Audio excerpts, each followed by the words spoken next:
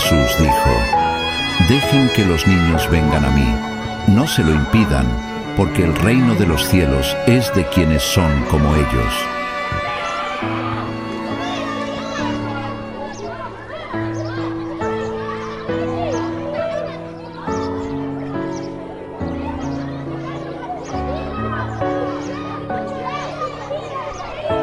Y dijo: «En verdad os digo que si no os convertís y os hacéis como niños, no entraréis en el reino de los cielos». Querido oyente, te recomiendo tener siempre en mano la Biblia para verificar todo dicho por el hombre. Es de sabio escudriñar las sagradas escrituras. Disfruta del mensaje. Feliz sábado tengan todos. Hoy es un día muy, pero muy especial. Siempre lo son los sábados, ¿verdad? Que es recordativo ¿de qué? De la creación de Dios. Pero hoy celebramos el Día de los Exploradores.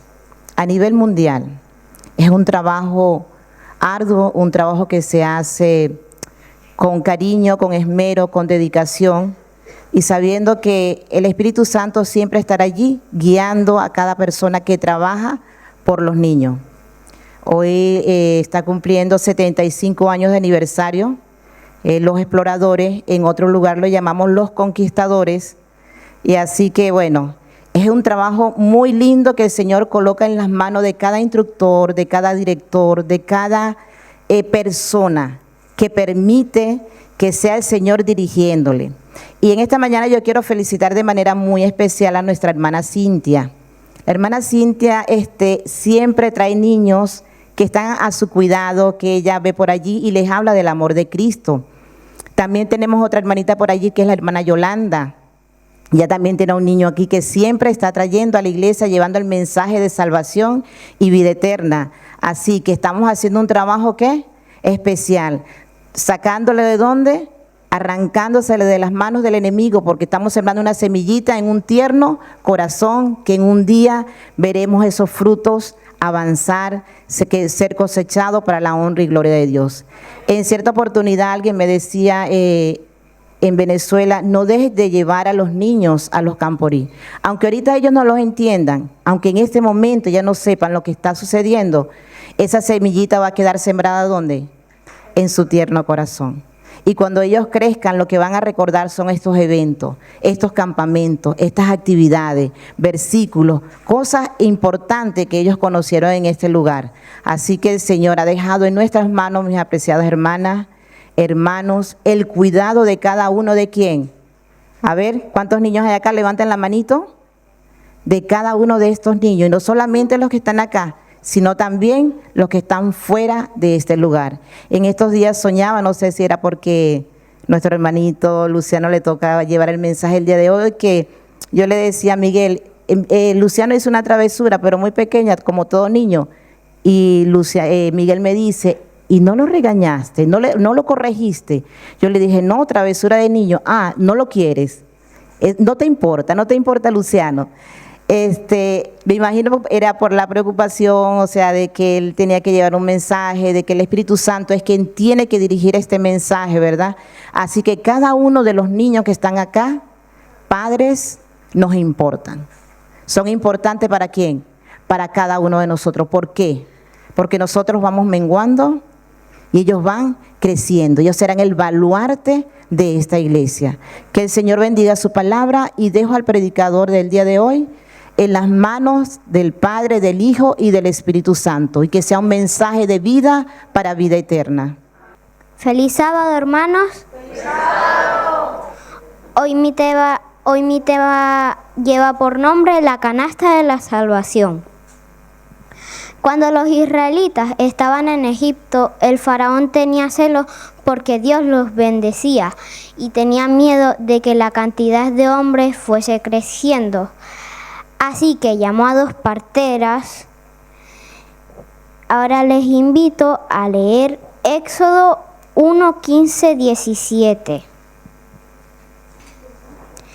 Y habló el rey de Egipto a las parteras, una de las cuales se llamaba Cifra y la otra Fúa, y les dijo: cuando asistáis a las hebreas en sus partos y veáis el sexo, Si es hijo, matadlo, y si es hija, dejadla que viva.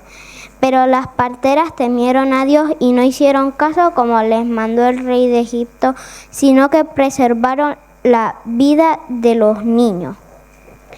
Y es por eso que una de las parteras, llamadas Cifras, y la otra Fúa, temieron a Dios y no hicieron caso como les había mandado el rey. Y el faraón no se dio por vencido. Ahora les invito a leer Éxodo 1:22. Entonces mandó el faraón a todo su pueblo diciendo: echad a todo hijo que nazca al río y a toda hija preservad la vida.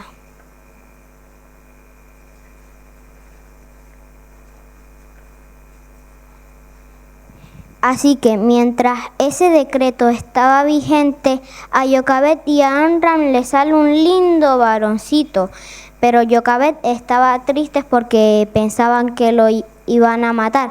Así que Amram bendice al niño y lo pone entre los brazos de Dios. Jochebed mantuvo al niño escondido durante 3 meses y no pudieron ocultarlo durante más tiempo porque el bebé se hacía más grande y cada vez gritaba más. Así que hizo una canasta, la canasta de la salvación, y colocó en ella al niño entre unos juncos a la orilla del río. Y cuando Jochebed dejó que el niño se vaya entre los brazos de Dios, María, la hermana del niño, se escapa y vio que la canasta después se paró entre unos juncos y esperó hasta el siguiente día. Y al siguiente día María no vio la canasta, así que ella siguió recto y vio una princesa, que la princesa había escuchado los gritos del niño y le dice a su sirvienta que trayera la canasta. Así que cuando la princesa tenía la canasta, vio que el niño era muy lindo y al verlo decidió llamarlo Moisés, que significa encontrado entre las aguas. Así que como María vio que Moisés estaba llorando, decide ir hacia la princesa y le dice que ella conocía a una nodriza para que lo amamantara.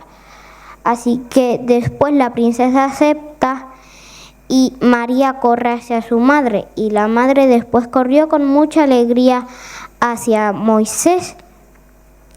Y mientras Jochebed amamantaba al niño, no solo lo amamantaba, sino que también le enseñaba sobre sus creencias, le enseñaba a arrodillarse para orar, le enseñaba historias sobre Dios y sobre las idolatrías, que no hay que adorar a otros dioses ajenos.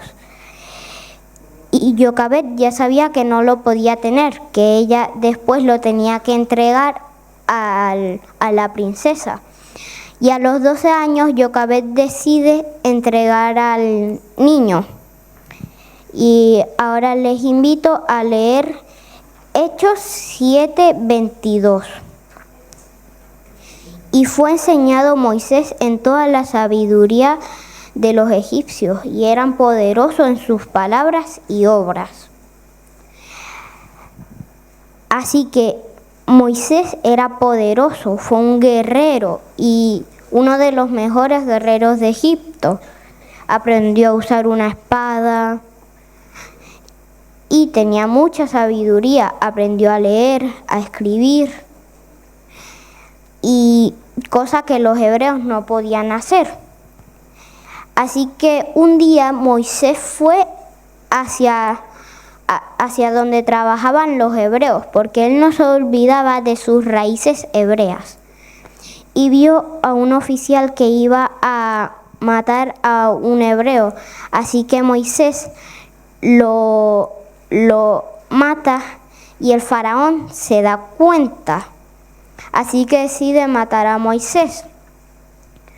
Pero Moisés escapa, duró 40 años en el desierto hasta que llegó a un lugar llamado Madián. Ahí conoció a Yetro. Yetro le enseñó sobre sus creencias del Dios de Israel. Y Moisés aprendió a pastorear, a usar una honda. Y Moisés se enamora de una de las hijas de Yetro, llamada Séfora. Así que se casan y tuvieron 2 hijos. Moisés pastoreaba con sus hijos hasta que un día, mientras Moisés estaba pastoreando con sus hijos, se le escapó una oveja al monte Horeb. Y es donde, cuando Moisés llega a lo alto del monte, vio una zarza ardiente que no se quemaba. Y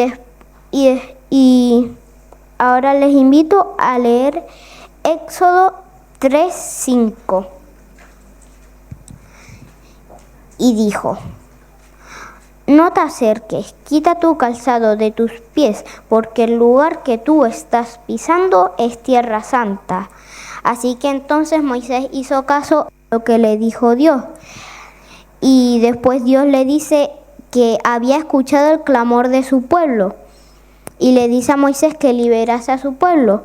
Y Moisés le dice a Dios: ¿quién soy yo para ir ante los egipcios a liberar al pueblo? Y Moisés le pone 3 excusas más. La primera fue que él no quería dejar a su familia. La segunda es porque no le iban a hacer caso. Y la tercera fue porque él era tardo para hablar. Y también Moisés le dijo a Dios que si él iba a Egipto, el faraón lo iba a matar. Y Dios le dio 3 señales para que fuera y que Moisés pensase que no estaría solo. La primera fue tirando su cayado y se convertiría en serpiente. La segunda fue metiendo su mano dentro del pecho y se convertiría en lepra. Y la tercera fue cogiendo agua del río y se convertiría en sangre. Así que Moisés le hace caso a lo que le dijo Dios y va hacia Egipto. Y después Moisés fue y saludó a su familia, cosa que los hijos siempre hacen.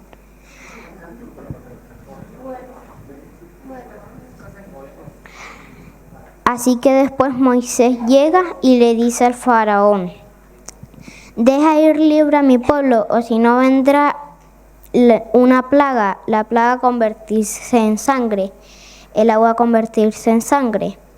Y el faraón no le creyó porque nunca había pasado eso en Egipto. Así que llegó el día de la primera plaga, el agua convertirse en sangre. Y después un día, mientras estaba esa plaga, el faraón decide decirle a Moisés que quitase esa plaga. Y Moisés vio que el pueblo de los egipcios estaban sedientos, que no podían vivir sin agua. Y Moisés quitó esa plaga a través de Dios. Y después Moisés le dice al faraón otra vez: deja ir libre a mi pueblo, o si no vendrá la plaga de las ranas. Y el faraón no le creyó y le puso más trabajo a los hebreos. Ya no tendrían paja, sino que tendrían que ir a buscarla. Y los hebreos no confiaban en Moisés. Así que llegó la plaga de las ranas. Los egipcios no podían matar a las ranas porque eran sagradas para ellos. Así que después Moisés quitó la plaga porque las ranas olían mal. Así que quitó la plaga a Moisés y le dijo a al faraón otra vez: deja ir libre a mi pueblo, o si no vendrán la plaga de los piojos. Y el faraón no le creyó. Por eso era que los egipcios eran calvos y las egipcias usaban pelucas. Así que llegó el día de la plaga de los piojos y los piojos estaban en el pelo de los egipcios. Cierto que los egipcios no tenían pelo. Así que le picaban en la cabeza. Así que después Moisés quitó la plaga a través de Dios.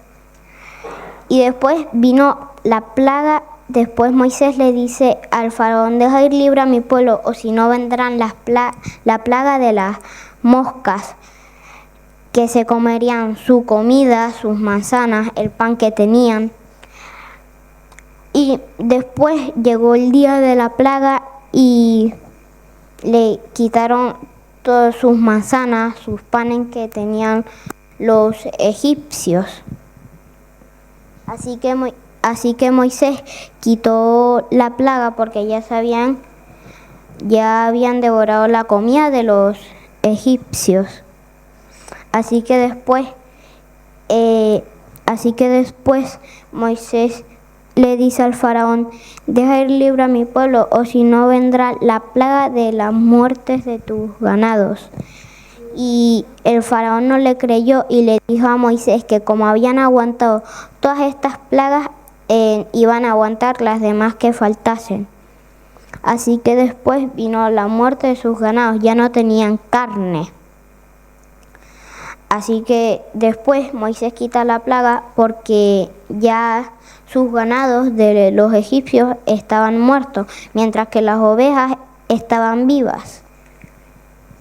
Y después Moisés le dijo al faraón: deja ir libre a mi pueblo, o si no vendrá la plaga de las úlceras. Era una picadura muy fuerte que tenían en los brazos, en la cara, en las piernas.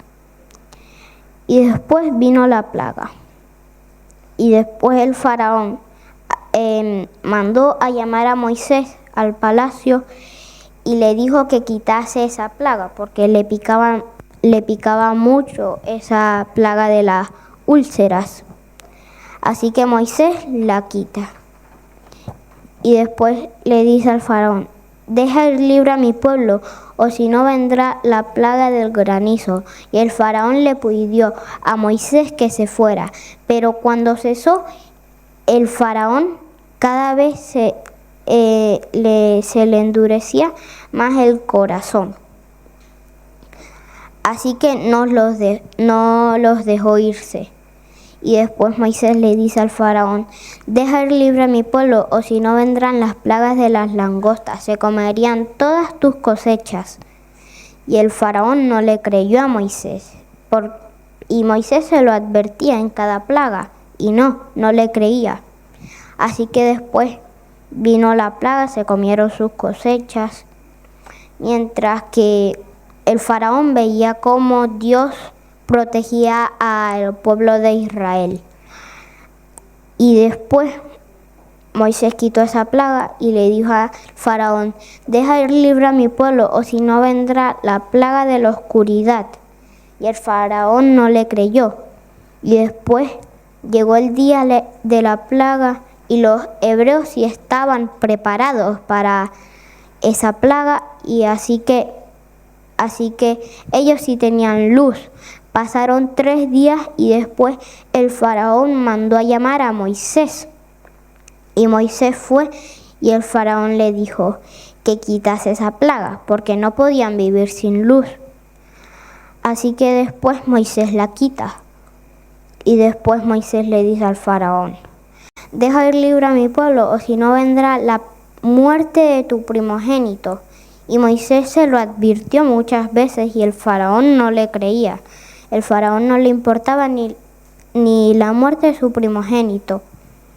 Así que pasaron días y no venía la plaga porque los hebreos tenían que coger corderos para sacrificarlos y coger su sangre y pintarla en las puertas.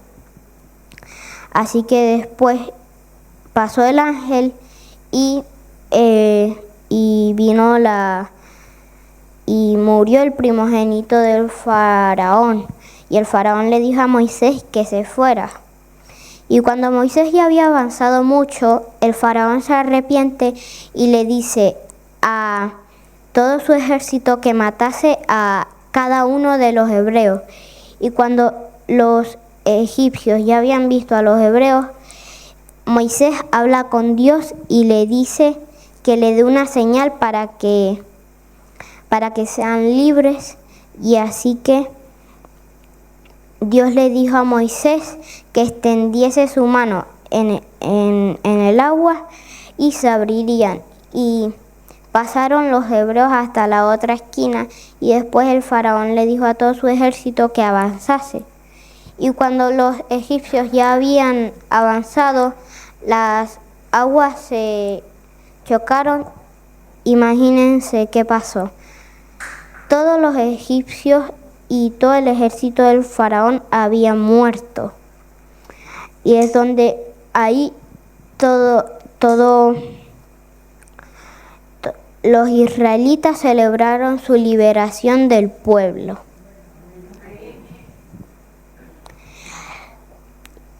Y lo festejaron.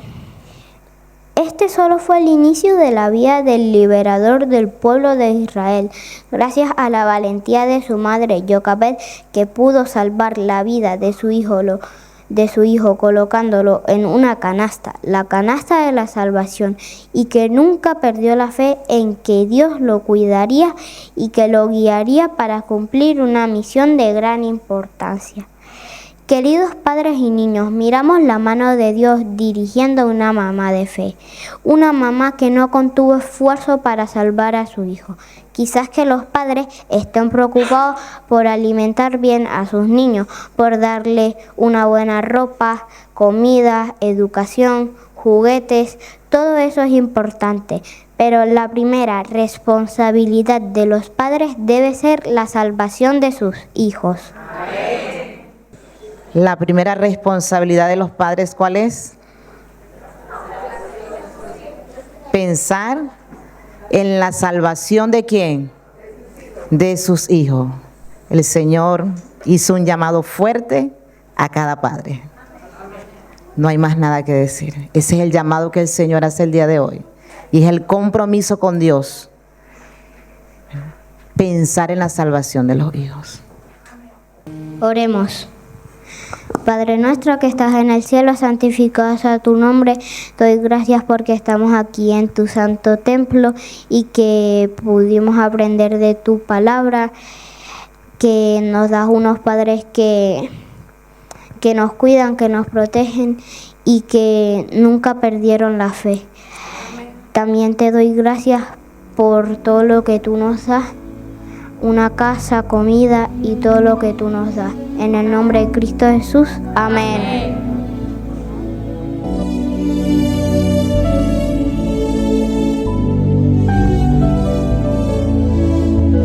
Recuerda suscribirte, dejar un like y compartir con tus amigos.